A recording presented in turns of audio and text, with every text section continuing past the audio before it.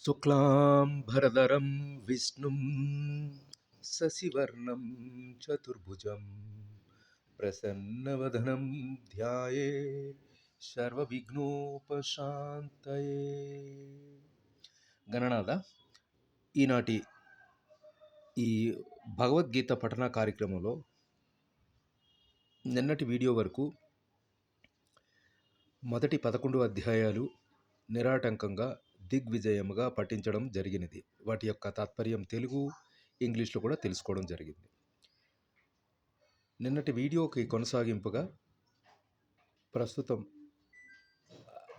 12వ అధ్యాయం భక్తి యోగంలోని మొదటి 10 శ్లోకాలు పఠించడం జరిగింది.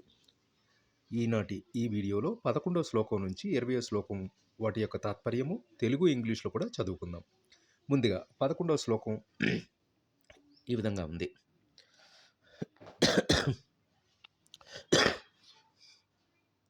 అథైతతప్యసక్తోషి కర్తుం మద్యోగమాశ్రితః సర్వకర్మఫలత్యాగం తతః కురు యతతాత్మావాన్. ఈ శ్లోకం యొక్క తాత్పర్యం ఏంటంటే, మనం అర్జును అడిగిన క్వశ్చన్కి, ఆ ప్రశ్నకి సమాధానంగా మొదటి 9 శ్లోకాలు వాటి యొక్క కొనసాగింపు 10వ శ్లోకం వరకు మనం క్రితం వీడియోలో చదువుకోవడం జరిగింది. ఈనాటి ఈ 11వ శ్లోకం యొక్క తాత్పర్యం దానికి కొనసాగింపుగా, ఏమైనను అర్జునుడా, నా భావనను, కృష్ణ భావనను కలిగి కర్మను చేయుటలో అసమర్థుడమైనచో అర్జునుడు సర్వకర్మ ఫలములను విడిచి ఆత్మస్థితుడగునకు ప్రయత్నింపుము అని కృష్ణుడు అర్జునునికి హెచ్చరించెను. సో ఈ హెచ్చరికలు ఒక విధంగా మనం ఇది గుర్తు చేస్తున్నాడు, వాటి యొక్క స్థితిగతులు, వాటి యొక్క ప్రతిఫలం ఏమిటి అని. So let us continue of the previous videos continuation of the chapter 12 Bhakti Yoga, and we read about the first 10 chapters and its meaning. Now let us focus on in this video from the 11 to 12 sloka and its meaning. We are beginning with the 11th sloka and its meaning. It conveys like this. It is a conversation between Krishna and Arjuna. It says about, if you are unable to do this, Krishna says to Arjuna, if you are unable to do this, then taking a refuge in my yoga, renounce the fruits of all actions with a self-controlled mind. So this was the summary of the sloka 11, and we need to continue for the next one. తదుపరి మనం 12వ శ్లోకం 12వ అధ్యాయంలో ఈ విధంగా మనం చదువుకుందాం. శ్రేయో హి జ్ఞానమభ్యాసజ్ఞానాధ్యానం విశిష్యతే ధ్యానాత్ కరఫలత్యాగస్తస్య గచ్యాంతి నిరంతరం. ఈ 12వ శ్లోకం యొక్క తాత్పర్యం ఏం చెప్తుందంటే, మనం ఈ అభ్యాసమును అర్జునుడు అభ్యసించలేకపోయినచో, జ్ఞాన సముపార్జన నెలకొల్పనలచో, అయినప్పటికీ జ్ఞానము కంటను ధ్యానము కంటను సమస్త కర్మ త్యాగమును ఉత్తమమైనవని, ఎందుకనగా అట్టి సమస్త కర్మ ఫల త్యాగము చేత ఒకరు మనశ్శాంతిని పొందగలుగుచున్నారు అని కృష్ణుడు అర్జునుడికి చెప్పాను. ఈ శ్లోకం యొక్క తాత్పర్యం. The 12th sloka conveys and its a meaning like this. Knowledge is better than mere practice. Meditation is better than the knowledge. And renunciation of the fruits of action is better than the meditation.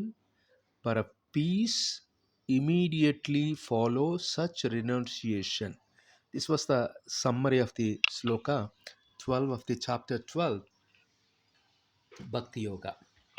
తదుపరి మనం 13, 14 శ్లోకాల యొక్క తాత్పర్యం ఈ విధంగా మనం చదువుకుందాం. 13-14 శ్లోకాలు ఈ విధంగా ఉన్నాయి. అద్వేష్టా సర్వభూతానాం మైత్రః కరుణ ఏవ చ నిర్మోహో నిరంకారః సమదుఃఖ సుఖ క్షమీ సంతుష్టః సతతం యోగీ యతాత్మా దృఢనిశ్చయః మయ్యమర్పితా మనో విద్ధిర్యో మద్భక్తః సమే ప్రియః. ఈ 13-14 శ్లోకాల యొక్క తాత్పర్యం ఏం చెప్తుందంటే,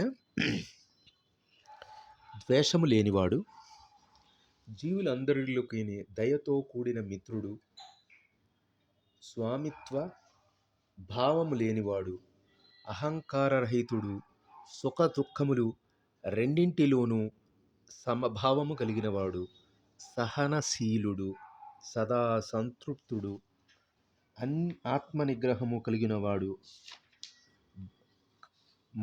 తన మనోబుద్ధుడు, కృష్ణుడిపై లగ్నము చేసి దృఢ నిశ్చయముతో భక్తియుక్త సేనలో నిమగ్నమైనవాడు అయిన కృష్ణ భక్తుడు కృష్ణుడికి మిక్కిలి ప్రియుడు అని ఈ సందర్భంగా మనం 13-14 శ్లోకాల యొక్క తాత్పర్యంగా మనం చదువుకోవచ్చును.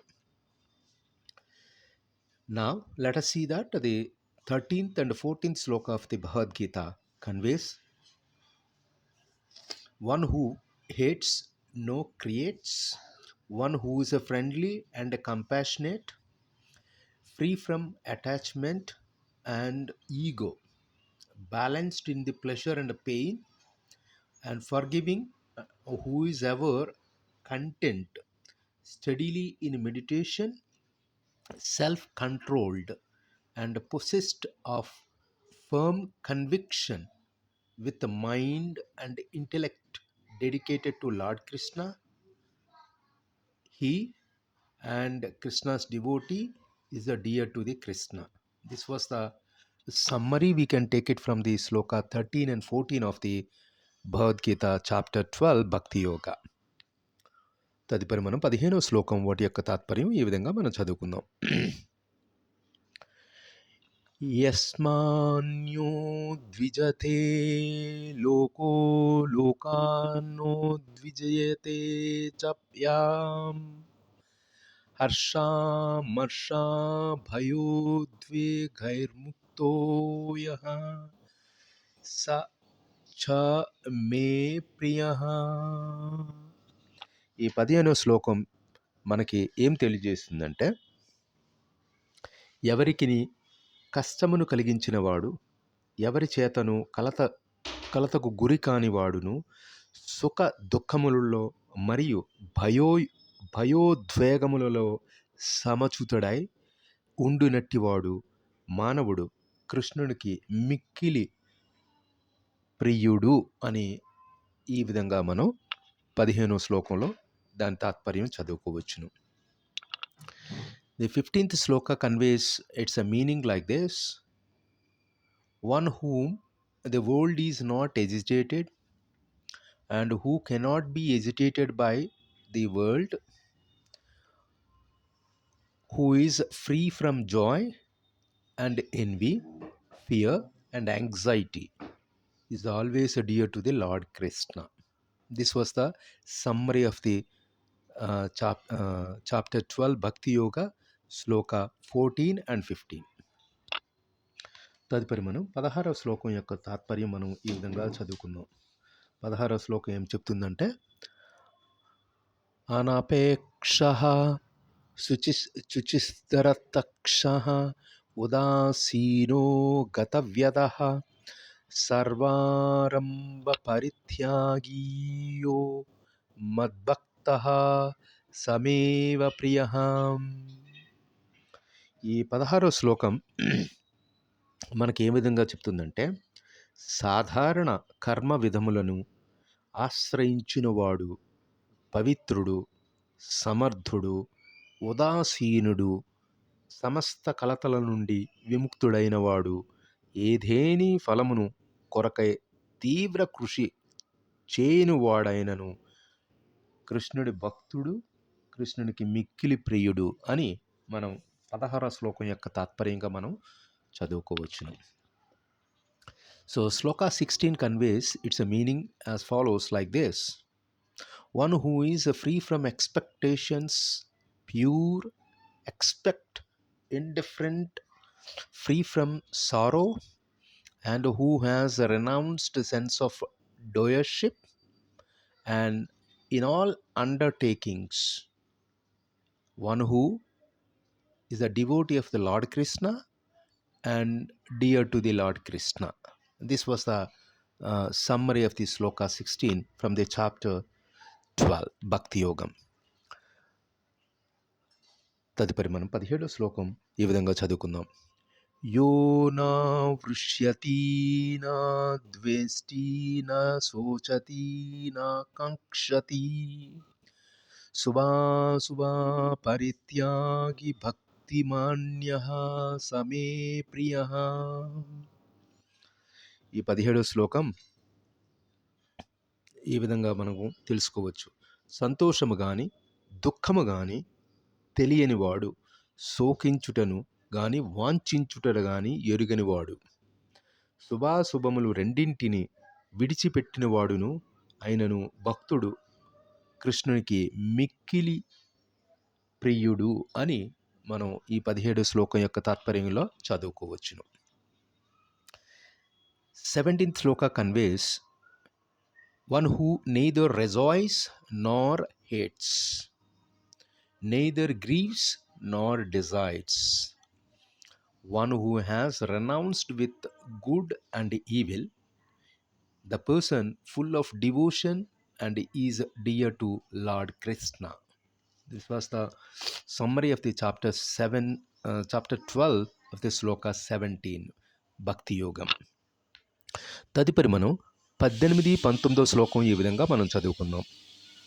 18, 19 శ్లోకం ఏం చెప్తుందంటే, సమః శత్రౌ చ మిత్రే చ తథా మానాపమానోయోః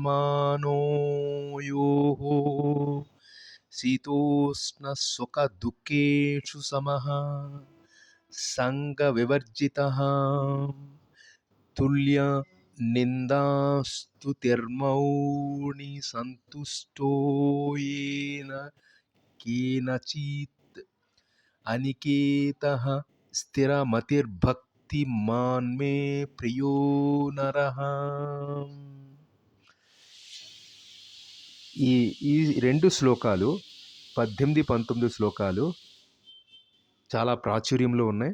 భగవద్గీతని మొదటిసారి విన్నవాళ్ళు లేకపోతే ఎప్పుడు వినని వాళ్ళకు కూడా ఇది చాలా ఉపయోగపడే ఈ శ్లోకం యొక్క తాత్పర్యం. చాలా ప్రాచుర్యంలో ఉన్న ఈ తాత్పర్యం, శత్రు మిత్రుల పట్ల సమభావం కలిగిన వాడు, మానవమానములలో శీతోష్ణ స్థితములతోనూ సుఖ దుఃఖములలో నిందాస్తుతులలో సమబుద్ధి కలిగిన వాడు, చెడు సాంగత్యము నుండి సదా విడివడివడి ఉండువాడు, ఎల్లప్పుడూ మౌనము వహించువాడు, దేని చేతనైనను సంతుష్టి చెందువాడు, నివాసమేదైనను లెక్కించనివాడు, జ్ఞానములో స్థితుడైనవాడు, నా భక్తియుక్త సేవలో నెలకొనినట్టువాడు అయినను మానవుడు కృష్ణునికి మిక్కిలి ప్రియుడు అని ఈ రెండు శ్లోకాల యొక్క తాత్పర్యంగా మనం చదువుకోవచ్చును. The shloka 18th and 19 conveys from the chapter 12 Bhakti Yogam, one who is alike to foe and friend and is also in honor and dishonor, who is same in cold and heat and in pleasure and pain, who is free from attachment, to whom censure and praise are equal, who is silent and content with anything, homeless, steady-minded, and full of devotion, that person is dear to the Lord Krishna. This was a very popular practices, and many orators are conveying this point many a times maybe this could be impression of the Bhagavad Gita in their lives. This was the meaning we can understand from the sloka 18 and 19. ఈరోజు చివరగా మనం చదువుకోబోతున్న చివరి శ్లోకం ఈ 12వ అధ్యాయం భక్తి యోగం నుంచి 20వ శ్లోకం ఏం చెప్తుందంటే, ఏతూ ధర్మామృతామిదం యదోక్తం పర్యుపాసతే శ్రద్ధాధానమత్పరమా భక్తాస్తేతీవ మే ప్రియా. ఈ 20వ శ్లోకం 12వ అధ్యాయంలో మనం చివరగా చదువుకోబోతున్న వాటి యొక్క తాత్పర్యం ఏమిటంటే, నన్నే పరమగమ్యముగా చేసుకొని, అంటే కృష్ణున్నే పరమగమ్యముగా చేసుకొని అమృతపదమైన ఈ భక్తియుక్త సేవా మార్గమును అనుసరిస్తూ శ్రద్ధతో దీనిలో సంపూర్ణముగా నియుక్తులైన వారు కృష్ణునికి మిక్కిలి ప్రియులు అని మనం ఈ శ్లోకం యొక్క తాత్పర్యంగా మనం చదువుకోవచ్చును. Which is the last sloka of this chapter 12, Bhakti Yogam conveys like this: those who fall his immortal nectar of their dharma, which is a teaching mentioned in the previous slokas as well, okay, with faith regarding Lord Krishna as their supreme goal, such devotions are exceedingly dear to the Lord Krishna. This was the summary of the sloka 12, and with this we are going to concluding this chapter 12 Bhakti Yogam. ఇంతటితో మనం ఈ వీడియోని మనం ఈ 12వ శ్లోకం 12వ అధ్యాయం 20వ శ్లోకంతో మొదటి 20 శ్లోకాలు చదువుకోవడం జరిగింది. తదుపరి అధ్యాయంతో మరొక వీడియోలో మనం చదువుకుందాం. సర్వే జనా సుఖినో భవంతు, సమస్త సన్మంగళాని సంతో, అసతో మా సద్గమయ, తమసో మా జ్యోతిర్గమయ, మృత్యోర్మా అమృతంగమయ.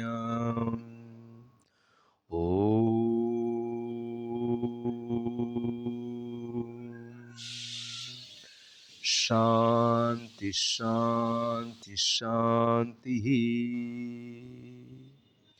స్వస్తి.